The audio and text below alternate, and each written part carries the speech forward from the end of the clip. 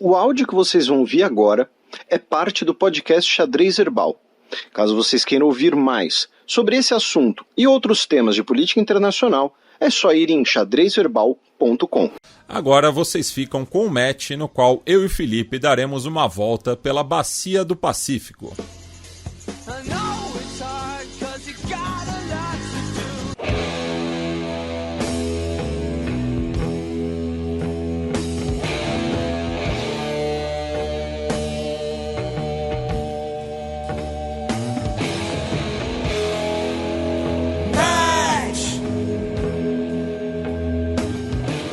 Cerimônia encerra a Paralimpíada de Inverno em Pequim. Tivemos o fim dos Jogos Paralímpicos de Inverno. A, entre aspas, vencedora foi a China. A gente sempre explica isso, né? Que o ranking de medalhas não é um ranking oficial, é um ranking criado, né, para competição, para diversão, e muitas vezes ele pode ser distorcido a gosto do freguês, como aconteceu nas últimas Olimpíadas, especialmente na mídia dos Estados Unidos. Mas a China levou 61 medalhas no total, sendo 18 de ouro. E em segundo lugar ficou a Ucrânia, né, com 29 medalhas no total, sendo 11 de ouro. Aí teve até um ouvinte nosso que falou que o desempenho ucraniano ter sido muito bom, primeiro pelo fato da Ucrânia ter, né, um programa paralímpico de inverno que sempre produziu muitas medalhas, mas também a própria ausência, né, da Rússia acaba, entre aspas, né, tirando um competidor importante de algumas modalidades. O Canadá fecha o pódio com 25 medalhas no total, 8 delas de ouro, e não tivemos nenhum país que conquistou a medalha pela primeira vez, né? A gente sempre costuma noticiar quando esse tipo de coisa acontece. Infelizmente, né, não aconteceu. Digo infelizmente porque é sempre interessante, sempre legal, sempre curioso quando isso acontece. A atleta norueguesa do esqui alpino, a Jesper Pedersen, levou 4 ouros, todos os ouros da Noruega foram dela, e a esquiadora e biatleta dos Estados Unidos, Oksana Masters, ela ganhou 7 medalhas, sendo 3 ouros e 4 pratas, foram, respectivamente, em ouros e em medalhas totais, as maiores medalhistas dos Jogos Paralímpicos. A cerimônia de encerramento teve como tema um chamado por amor, Call of Love, em inglês, e o porta-bandeira brasileiro foi o atleta André Barbieri, do snowboard. E dentre as autoridades, né, e dignatários estavam as principais autoridades chinesas, como o Xi Jinping, o presidente do Comitê Paralímpico Internacional, o Andrew Parsons, que também estava representando o Comitê Olímpico Internacional, já que o vice-presidente do Comitê Olímpico Internacional, o Ng Ser Miang, de Singapura, ele não pôde entrar na China devido a um teste positivo de Covid-19. E ele, por sua vez, iria representar o Thomas Bach. E também estiveram presentes a vice-prefeita de Milão e o prefeito de Cortina d'Ampezzo, que vão receber, né, os próximos Jogos Paralímpicos de 2026. Tá? E como curiosidade, né, eu tuitei na hora que estava ocorrendo, teve a final do hóquei sobre trenó, né, que é o hóquei no gelo paralímpico, né, que foi entre Estados Unidos e Canadá, e fica o ligeiro protesto porque é uma modalidade que pode ser mista, né, cada time pode inscrever atletas mulheres nas suas equipes, porém nem Estados Unidos e nem Canadá tinham nenhuma atleta mulher nas suas equipes, né, dentre os 14 inscritos. Então, enfim, fica aí o registro, mas a final foi 5-0 para os Estados Unidos, enquanto a disputa pela medalha de bronze foi 4-0 para a China contra a Coreia do Sul. Tá? E um abraço aí ao pessoal do Sport TV, né, que fez as transmissões, né, as transmissões sempre na madrugada, né, às vezes um horário um pouco mais complicado aí de trabalhar e tal, mas, quer dizer, para as pessoas que trabalham no horário comercial, né, para mim é quase meu habitat natural. Somos dois. Então, várias vezes foram uma companhia durante o trabalho, então um abraço aí para todo o pessoal do Sport TV que trabalhou na cobertura das Paralimpíadas. Aí a gente continua na China. Por quê? E isso é uma coisa muito interessante, porque tem uma mudança de hoje, tá? De agora há pouco, praticamente, e que é interessante para o Átila discutir na semana que vem ou quando, né, ele puder retornar. Por quê? Porque a China, né, ela estava adotando a política de Covid-0. Né? Então, casos de Covid, você tinha lockdown e a testagem em massa. Então, no início da semana, nós tínhamos cerca de 40 milhões de pessoas em lockdown na China, tá? Por conta, especialmente, da província de Jilin, que impôs um lockdown para praticamente toda a população da província. Xangai também não chegou a entrar no lockdown, porém teve medidas, né, de quarentena, de distanciamento, e principalmente a cidade de Shenzhen, onde residem cerca de 17 milhões de pessoas, e é a cidade no continente, né, ligada a Hong Kong, as ilhas de Hong Kong. Né, e Hong Kong já estava passando por um surto de casos, que a gente comentou em programas recentes por aqui, e aí Shenzhen, que é a cidade ao norte, que fica no Cantão, e aí 17 milhões de pessoas, né, em lockdown. Então você tinha mais de 40 milhões de pessoas, né, em lockdown na China, com essa política de Covid-0, de testes em massa, de ao menor sinal de casos, você ter um lockdown para controlar os casos. Porém, hoje, tá, o governo chinês já anunciou que pode flexibilizar essa política de Covid-0, porque o governo do Xi Jinping, né, estaria, enfim, preocupado com os eventuais impactos na economia chinesa desses lockdowns. Por quê? Porque a cidade de Shenzhen, né, que, repito, que é colada com Hong Kong, ela é um importante hub de desenvolvimento tecnológico. Então, é uma cidade muito importante do ponto de vista econômico que está em completo lockdown. E aí é uma discussão que, né, existe há 2 anos em todo esse debate sobre Covid, né, da discussão entre salvar a economia ou salvar as vidas, salvar CNPJs ou salvar CPFs. Né? Então, e aí você vai ter desde políticas mais radicais, por um lado, como a política de Covid-0 da China, até políticas completamente brandas ou não existentes do outro lado, como, né, Belarus, que, né, trate Covid com vodka e jogar hóquei no gelo. Né? Então, hoje, repito, o lockdown de Shenzhen foi suspenso, tá, por conta dessa diretriz do governo Xi Jinping, tá? Então, repito, é um assunto interessante para a gente ver semana que vem, até porque agora, nesse momento, nem tem muitas informações direito de como é que vai ser, se é uma revisão total da política de Covid-0, se é uma revisão só para Shenzhen, devido à importância econômica da cidade, tá? Mas é uma questão interessante da gente ficar de olho, tá?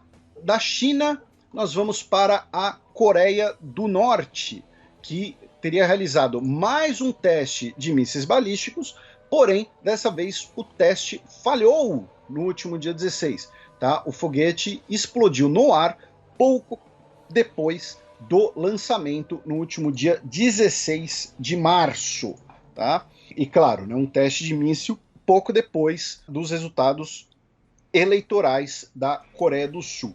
Indo agora para o Japão, meu caro Matias, na última quarta-feira tivemos, infelizmente, um terremoto na escala de 7.4, na escala Richter, tá?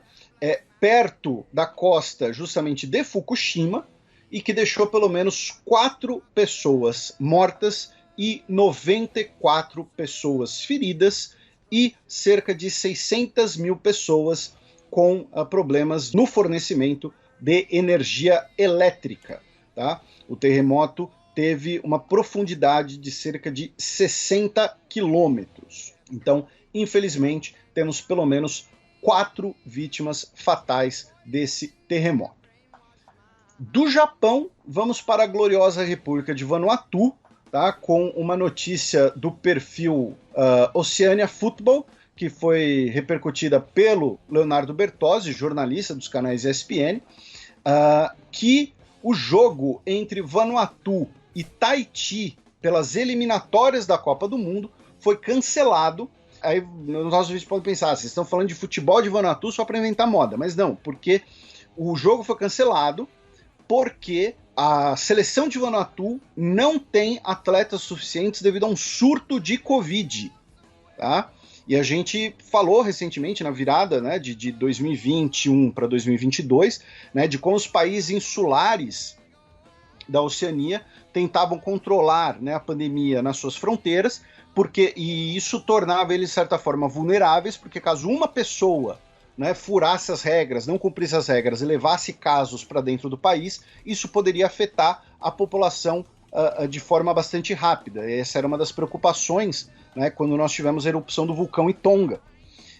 Então, Vanuatu está provavelmente passando por um surto de Covid, ao ponto de que a seleção nacional não conseguiu ter atletas suficientes para jogar contra o Tahiti pelas eliminatórias da Copa do Mundo. Muito provavelmente isso vai significar, né, a vitória do Tahiti nas eliminatórias, já que possivelmente também não há datas futuras. De Vanuatu, vamos para a Nova Zelândia, né, já que um tempo atrás a gente comentou de brincadeira, né, que a maior batata do mundo havia sido colhida, né, na Nova Zelândia.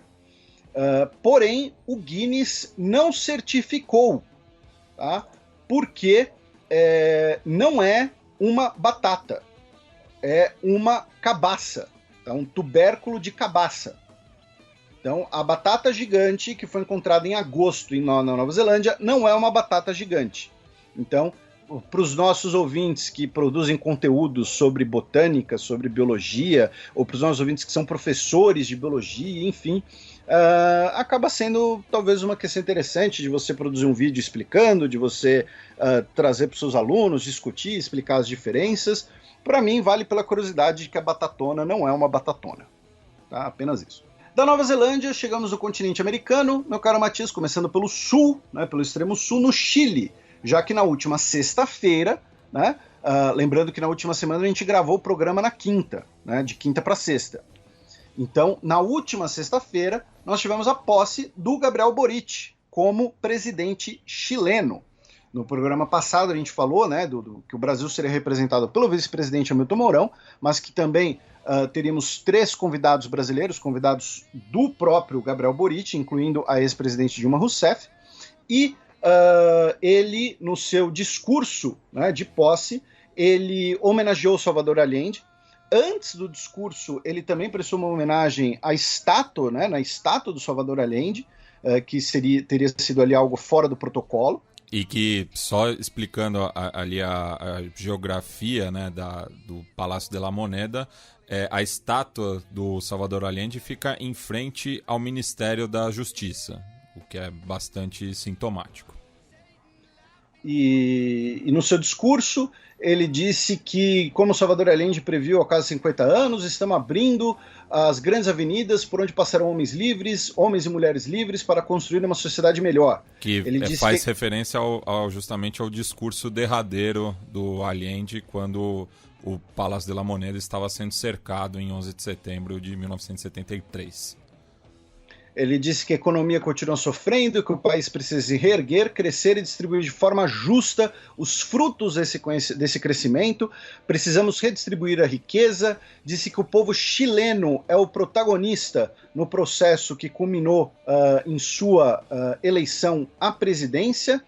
E não viemos aqui para ocupar cargos, entreter uns aos outros ou gerar distâncias inatingíveis. Viemos entregar-nos de corpo e alma ao compromisso de tornar melhor a vida no nosso país. Né?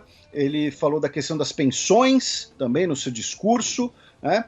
Disse que, né, vê isso no rosto dos compatriotas idosos cuja pensão não é suficiente para viver, porque alguns decidiram fazer da pensão um negócio.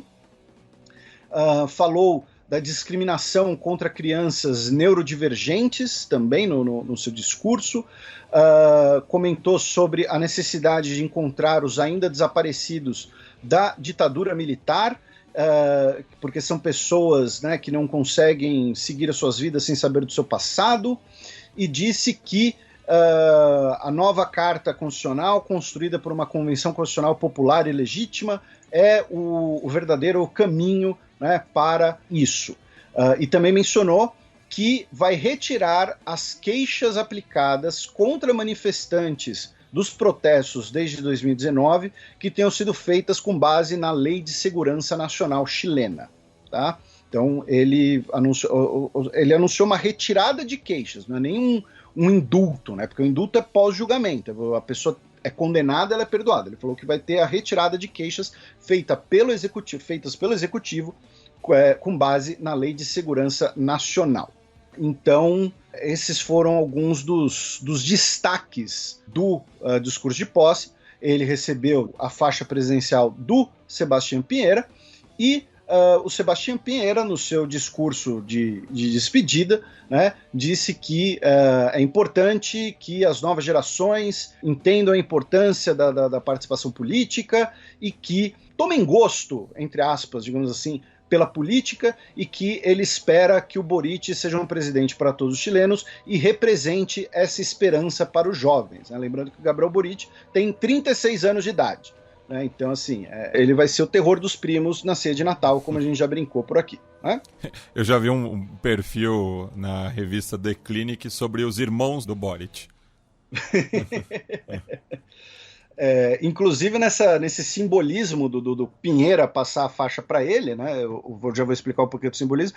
Eu também vi circulando uma colagem de vídeos, porque no primeiro mandato do Piñera, né, o Boric, como líder estudantil, teria, né, parado ele lá na rua para apresentar algumas demandas, falado, né, que os políticos precisam fazer isso, e aí você pula para 14 anos depois, você tem o Piñera, que era o presidente naquela época, passando a faixa presidencial para aquele mesmo líder estudantil, agora o Gabriel Boric.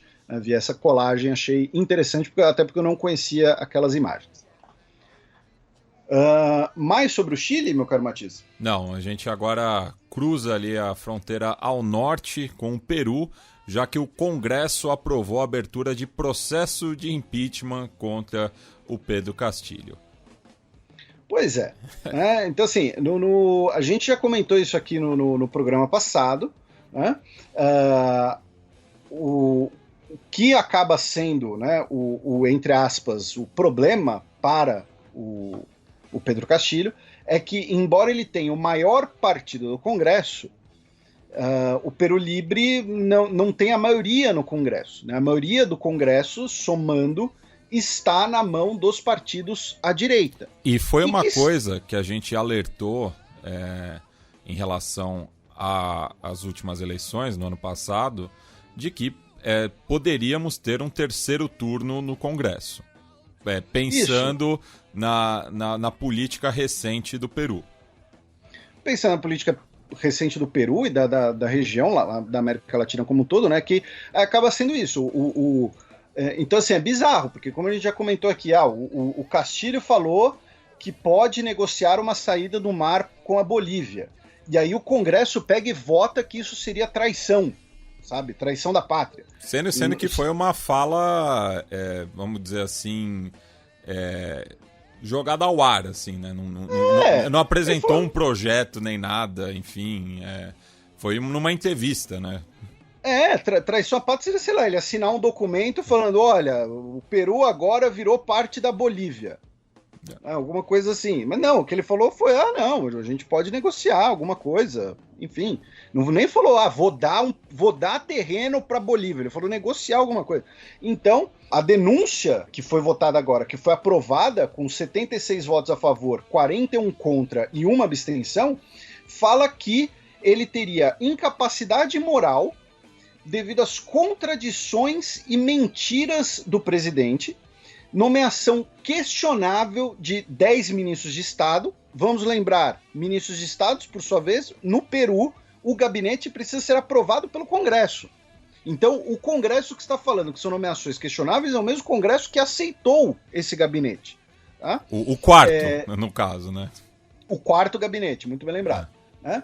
Então, assim, é muito bizarro isso, porque claramente você dar um jeito de travar o funcionamento do governo devido à oposição partidária. E oposição partidária é necessária, é importantíssima, tá? Você ter uma oposição política. Por outro lado, você tem manobras mais ou menos justificáveis. Essa não me parece ser justificável, né? E aí o que acontece? Para aprovar, né, a remoção, né, o afastamento do Castilho, foram 76 votos a favor, 41 contra e uma abstenção, como mencionei. Para aprovar, né, são necessários 87 votos, ou seja, 11 votos a mais. Então dificilmente vai ter essa votação. O Pedro Castilho, na última terça-feira, discursou por cerca de 1 hora perante o Congresso para se defender dessas acusações, tá? Dizendo que o Peru está passando por uma crise institucional, que o governo vai enviar ao Congresso uma série de reformas para superar essa crise estrutural. Ele disse que as acusações de corrupção contra os seus ministros e contra o seu governo são completamente ilegítimas, tá? Incluindo aí, né, uma declaração, né, de que um dos itens da acusação é de que, segundo a Procuradoria-Geral do Peru, uma lobista, né, teria dito que o Castilho teria acusado o Castilho de lavagem de dinheiro, tá? E o Castilho teria então dado respostas contraditórias sobre essas investigações à Procuradoria. Mas vejam, novamente, não tem um julgamento, né, que a Procuradoria está realizando uma investigação e ele foi condenado, né, por lavagem de dinheiro e aí isso foi para o Congresso. Não, tem uma investigação. E aí o Congresso já falou, olha, na investigação ele não está colaborando direito, ele não respondeu direito, então ele não tem capacidade moral. Né? Não tem capacidade moral, né? Ele é incapaz moralmente. Então, as pesquisas, né, mostram uma aprovação muito baixa do Pedro Castilho, isso é importante de ser colocado. Né? As pesquisas colocam que cerca de 70% da população rejeita o governo dele. E lembrando, né, ele, que até pela natureza da última eleição, né, que tiveram muitas candidaturas com poucos votos, né, no primeiro turno, então o segundo turno acabou sendo um voto de rechaço mais a Keiko Fujimori do que um voto para o Pedro Castilho. Né? Isso. O segundo turno foi o voto da rejeição. Né? Era o eu não quero Keiko versus eu não quero Pedro Castilho. E na época a gente comentou bastante sobre as eleições aqui, você deu várias aulas, inclusive, para os nossos ouvintes. E só uma outra questão, Felipe, também, que o chefe de gabinete, né, o Aníbal Torres, que no Peru é chamado de premier, né, ele declarou que o Pedro Castilho rejeitou um projeto de lei que tinha como intenção antecipar as eleições presidenciais. Então até isso acabou rolando, né? Isso que o Pedro Castilho não tem 1 ano de governo. Pois é. Então, é uma situação muito, muito bizarra, porque, e aí uma própria declaração dele, né? Ele falou, eu entendo o poder do Congresso de exercer a fiscalização e o controle político, mas esses mecanismos não podem ser executados mediante abuso de direitos. Porque o que está ocorrendo é basicamente isso. Olha, o comportamento dele na investigação da Procuradoria sobre a frase de uma lobista, então ele é incapaz moralmente. Ele deu uma declaração numa entrevista sobre negociar uma saída para o mar com a Bolívia, então ele está traindo a pátria. E isso é fruto do fato de que ele não tem maioria no Congresso. Só que, querendo ou não, e isso vale para o Brasil, isso vale para a Argentina, isso vale para o Chile, são países presidencialistas, não parlamentaristas. Né? Se fosse no parlamentarismo, onde as regras são diferentes, e o chefe de governo, inclusive, tem menos poderes, e pode ser retirado ou empossado com muito mais flexibilidade, né, é uma coisa. Num regime presidencialista, é outra. Então, é basicamente você travar o Congresso e tentar retirar o presidente a qualquer custo, baseado especialmente na sua divergência político-partidária. Se você tem a Procuradoria investigando a denúncia de lavagem de dinheiro, aí você tem a Procuradoria, e aí você tem um julgamento, ele é condenado por lavagem de dinheiro, isso é uma coisa. Agora, o próprio fato dele estar sendo investigado ou não, né, ou o seu comportamento durante as investigações, são outra coisa completamente diferente. E também no Peru, a Suprema Corte restaurou o perdão presidencial, né, o perdão humanitário, melhor dizendo, ao ex-ditador e genocida Alberto Fujimori, né, num placar de 4-3. Né? Então, é possível, né, lembrando que ele recebeu o perdão humanitário no Natal de 2017 pelo então presidente Pablo Kuczynski, como parte de um acordo com a Keiko Fujimori para ele ter maioria no Congresso, vejam só vocês, né? Então, assim, vamos lembrar isso, né? Que o Pepeca teve que fazer esse acordo com a Keiko, porque senão a Keiko estava ameaçando ele com basicamente o que está ocorrendo agora com o Castilho. De falar, olha, então eu vou articular ali no Congresso, com os partidos do Congresso, para a gente te chutar, né? E depois esse perdão, né, foi anulado, ele foi retornado à prisão, e agora o perdão foi restaurado novamente e ele possivelmente vai poder ir para casa. Do Peru, vamos para a Colômbia, né, onde tivemos as eleições parlamentares no último dia 13 e também as primárias das eleições presidenciais. Né? No caso das primárias, tá, o Gustavo Petro, o ex-prefeito de Bogotá, e que foi derrotado no segundo turno pelo Ivan Duque nas últimas eleições. E a gente vai falar mais dele quando a gente chegar, né, mais perto das eleições. A gente vai fazer uma cobertura né, apropriada das eleições colombianas. E também em relação aos protestos recentes na Colômbia, o Matias deu várias aulas aqui no nosso programa. E ele foi, né, consagrado aí como candidato à presidência pelo Pacto Histórico, que é uma grande coligação, né, de partidos de esquerda. Já na coligação Equipo por Colômbia, né, o candidato será o também ex-prefeito de Medellín, Federico Gutiérrez, tá? Que tem aí nas pesquisas, cerca de 10% da intenção de votos. Tá? E o candidato do Ivan Duque, o Oscar Zuluaga, tá? Vendo que ele não conseguiria vencer as primárias, ele retirou a sua candidatura e declarou apoio ao Gutiérrez, tá? Segundo a matéria da AFP. Então, vejam só vocês, né? O Ivan Duque, que está com uma aprovação, assim, acho que nem a mãe do Ivan Duque está dizendo que gosta do governo dele, tá? Nem a família dele, para deixar mais amplo. E aí, o candidato do Ivan Duque retirou a sua candidatura nas prévias, então Federico Gutiérrez será o principal candidato à direita, tá? Contra o Gustavo Petro. No resultado das eleições para o Congresso, propriamente dito, a esquerda teve o seu melhor desempenho, tá? Pelo menos dos últimos 50 anos. Tá? Justamente a coalizão Pacto Histórico vai ser a maior bancada do Senado, empatada com o Partido Conservador, cada um com 16 assentos, e será a maior bancada da Câmara de Deputados, com 37 assentos. Tá? O Senado, e aí vejam só vocês, tá, ouvintes? A gente explicou, né, a composição do Senado e da Câmara de Deputados no programa passado, lembrando que os candidatos derrotados, que ficaram em segundo lugar na eleição presidencial, o candidato a presidente vai para o Senado e o candidato a vice-presidente derrotado vai para a Câmara dos Deputados também. Tá? Mas olha só como ficou o Senado. Pacto Histórico e o Partido Conservador, um à esquerda e um à direita, ambos com 16 assentos. Depois, o Partido Liberal, que é o partido de centro-esquerda.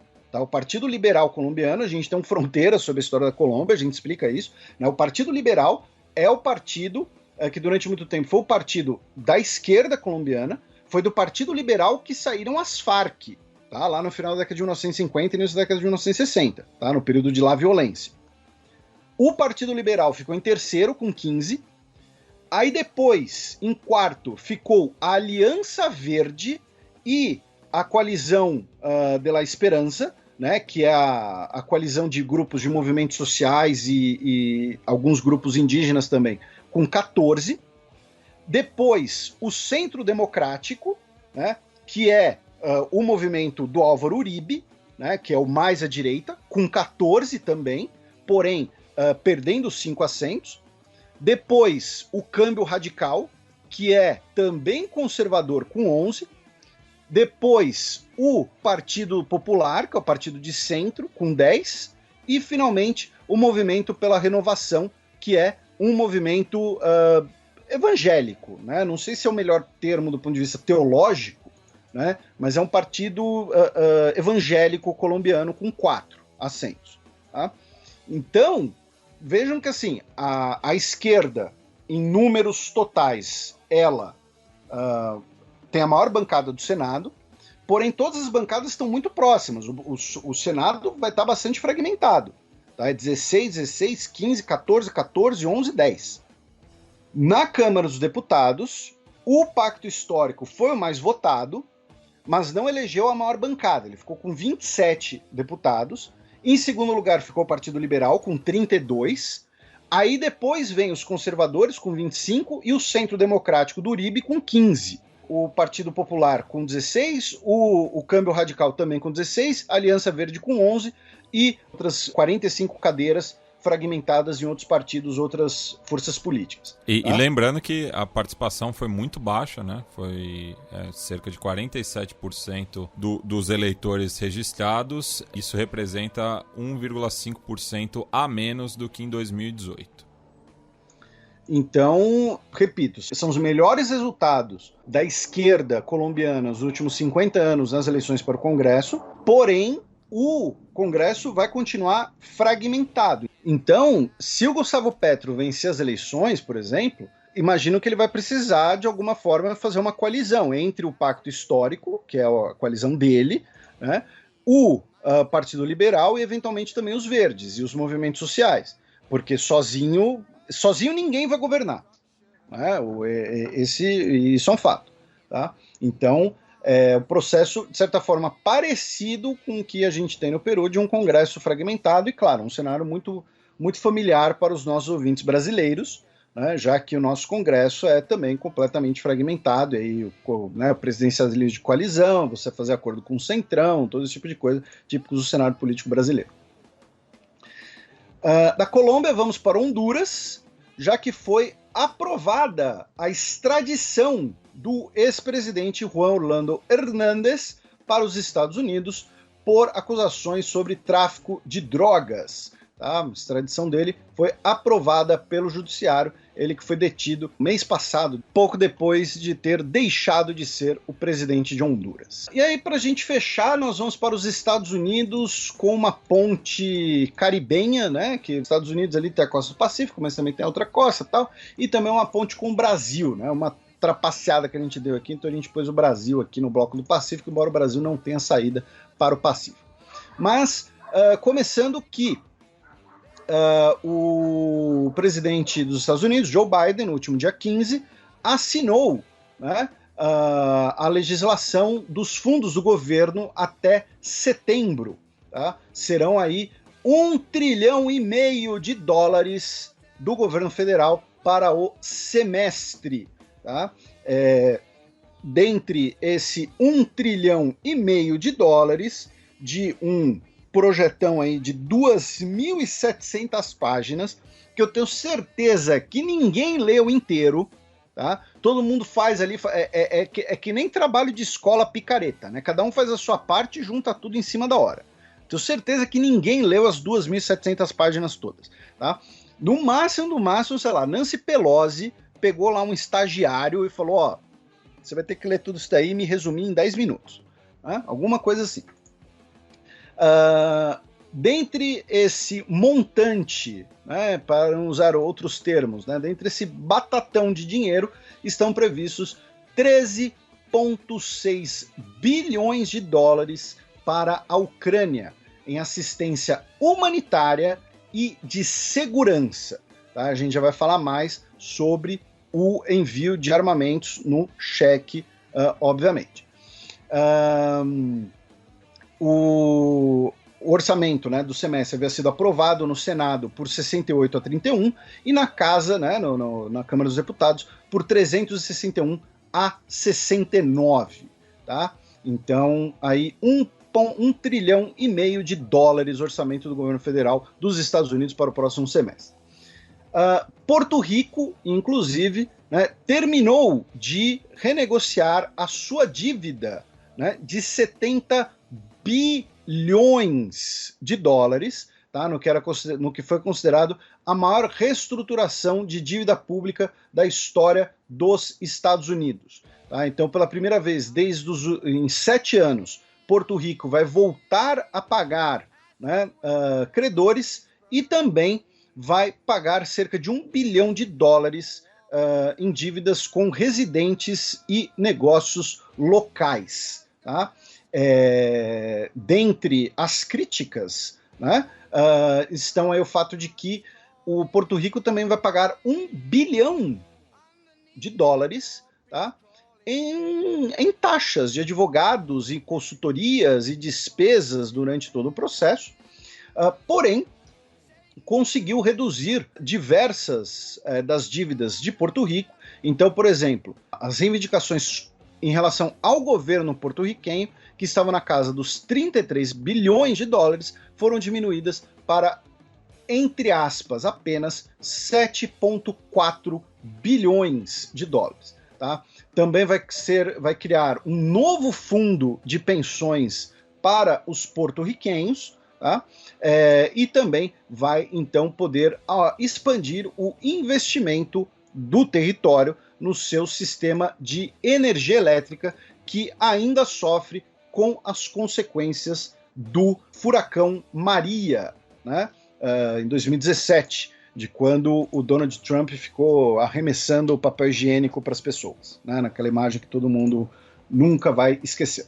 Também nos Estados Unidos, né, procuradores federais abriram uma queixa contra uma agência, né, que seria representante da China dentro dos Estados Unidos e seria responsável por assédio a dissidentes chineses que residem nos Estados Unidos, especialmente o Xiong Yan, que ele busca ser o candidato pelo Partido Democrata à Câmara dos Deputados por um dos distritos de Long Island, em Nova York. Ele que foi uma liderança estudantil, né, durante os protestos da Praça da Paz Celestial em 1989.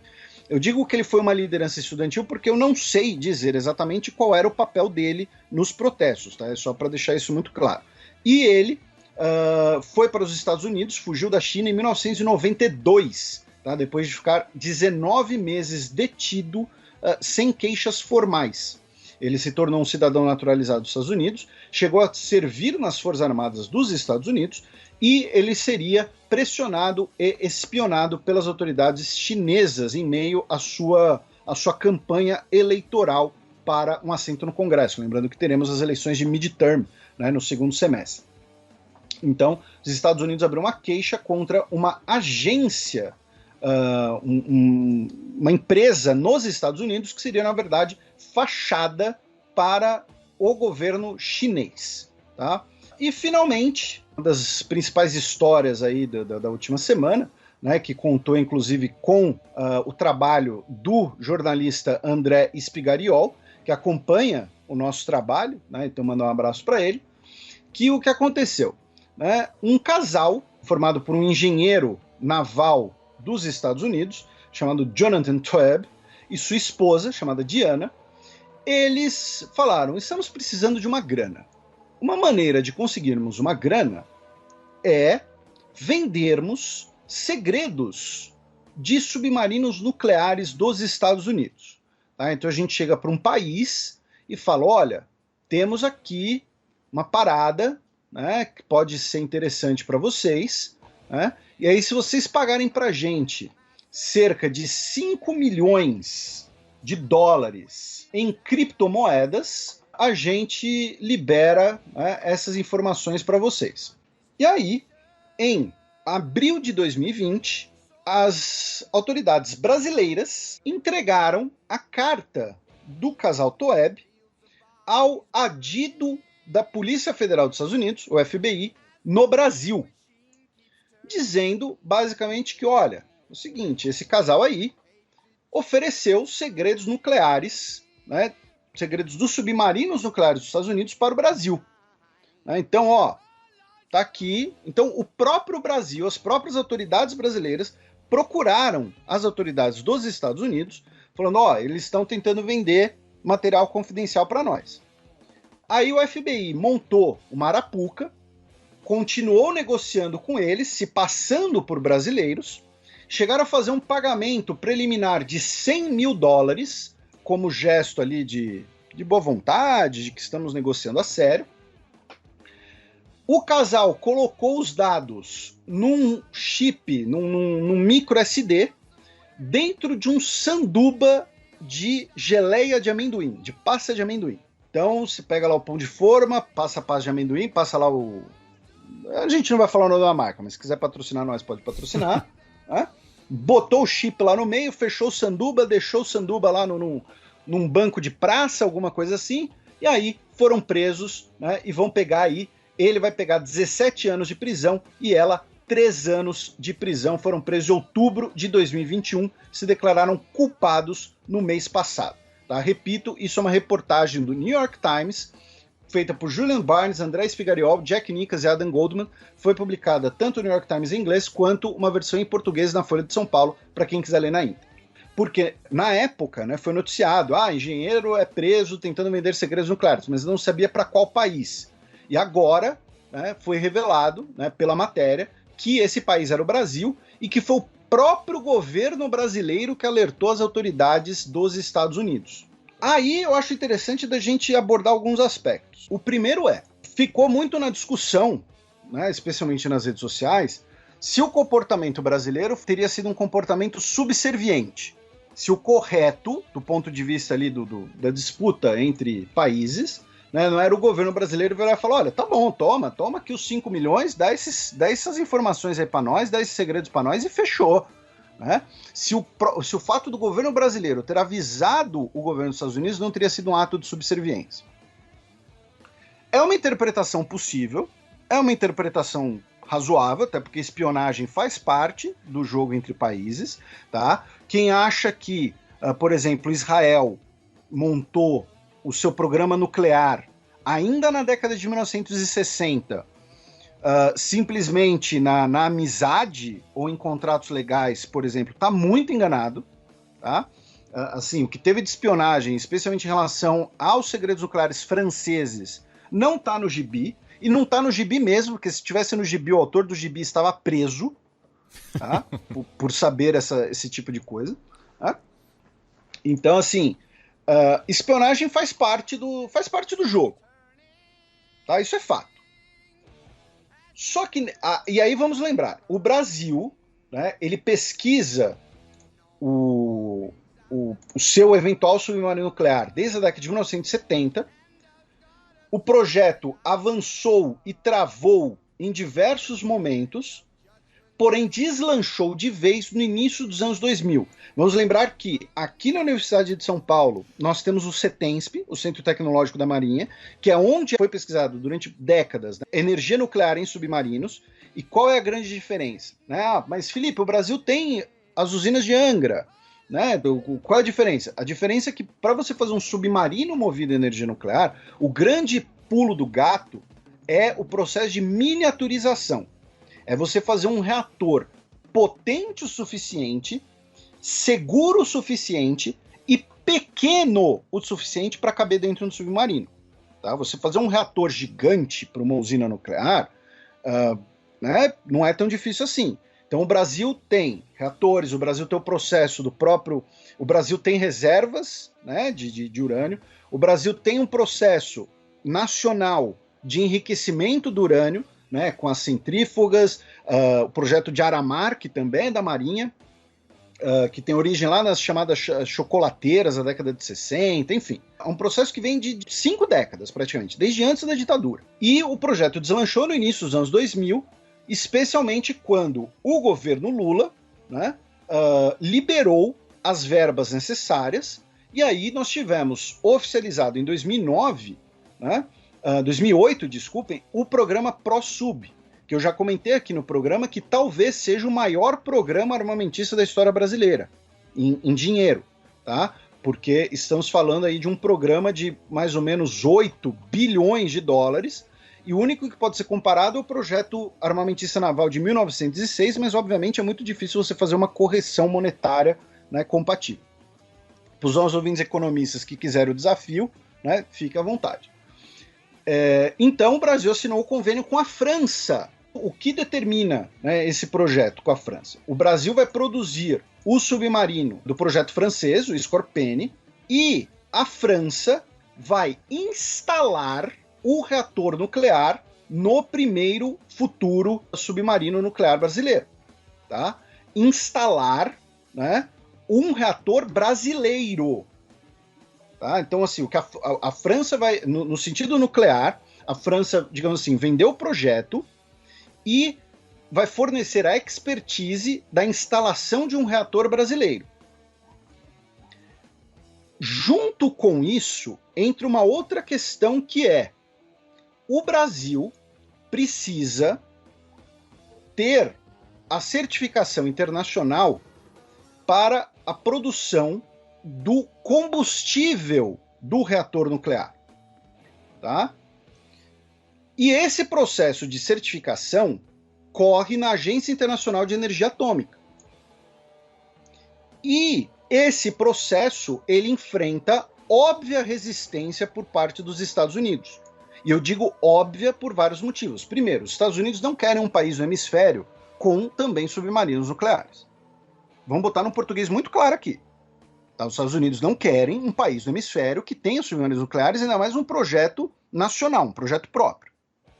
Segundo, os Estados Unidos, o governo dos Estados Unidos, as autoridades dos Estados Unidos, têm como grande preocupação a questão da não proliferação nuclear. E é claro que eles, a retórica pública sobre essa não proliferação é sempre uma retórica idealista.